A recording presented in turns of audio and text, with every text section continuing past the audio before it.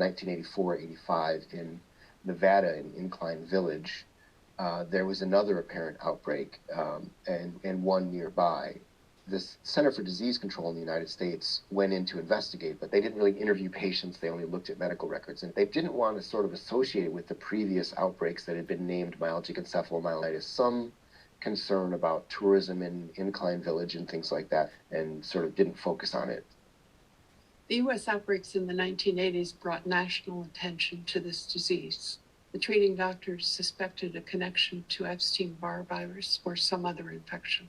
Centers for Disease Control and Prevention did a cursory 2-week chart review and took a few lab tests, but didn't find anything specific.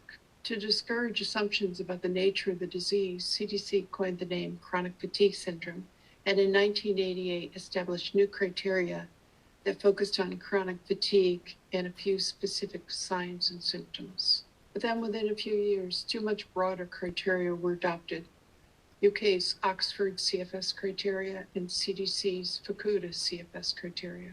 Each of these only specifically required medically unexplained chronic fatigue. Unfortunately, these criteria are so nonspecific that they can include other conditions, including mental health disorders.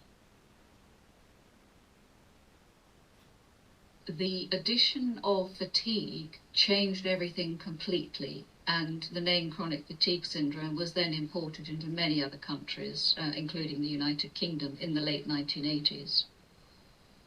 And the problem with fatigue is it's not a specific symptom of any illness. It's a feature of a whole lot of different conditions. But fatigue is a perfectly normal, healthy response to any given fatiguing situation in life.